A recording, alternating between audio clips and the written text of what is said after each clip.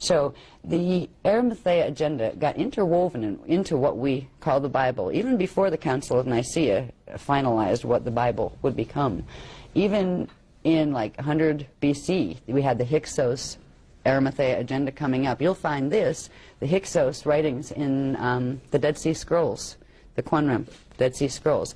These were a group of the Hyksos races that were associated with the Essenes, yes, the ones they had raided and gotten part of the gene code from, because Essenes were around for, you know, as long as the root races and the cloister races were around, because Essene is simply one of the smaller families of the Melchizedek cloister angelic human race. All right. So when you see the Dead Sea Scrolls stuff, this is coming from the Hyksos perspective. All of these things were building up.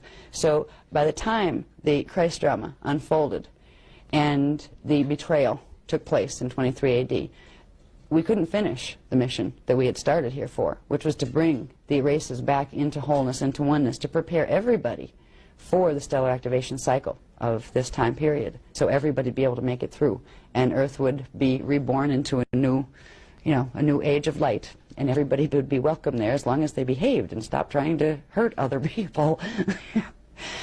In the Essene Divide, we called it the Essene Divide, because you had some of the ones with the Essene coding that had come up from the Hyksos that had raided Essene races, and they're the ones that had been combined with the, you know, the true Essenes, the Grail lines. You had a divide between them that took place, and this is where our contemporary understanding of the nonsense that comes up from that time period in the Bible references and things, where the true Grail line, Jeshua ascended. I mean, he just left through the Ark of the Covenant. He didn't die. He wasn't crucified. He wasn't even persecuted. It was the other guy that had the big mouth. I mean, I hate to say it that way, but, you know, being told he's holier than thou by his fallen Anu Elohim friends, and it was his job to convert everybody over to the thing, he got a little too outspoken, let's say.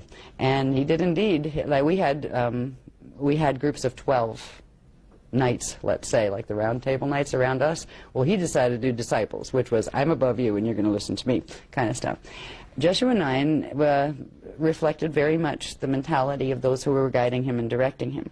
He was an incarnate out of one of the fallen Anu Elohim collectives. He was an avatar, a 9th level avatar, a D9 avatar, oversoul, that came in order to do this. And he was supposed to stay on the side of the Emerald Covenant.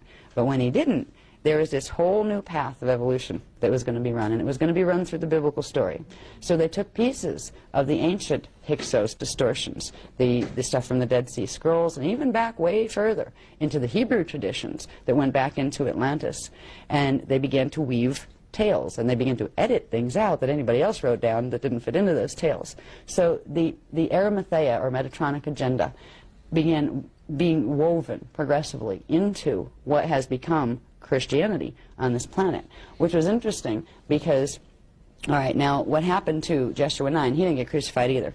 There was another guy that, because Jeshua 9 went around and really agitated the Romans and a few other people and got too much attention drawn to himself, they had to get him out of the Holy Land. They had to literally get him and his family out because they were going to kill him if they stuck around, and they couldn't let that happen.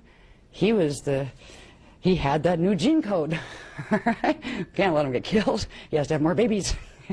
This is really how the Anu Elohim were perceiving the whole thing.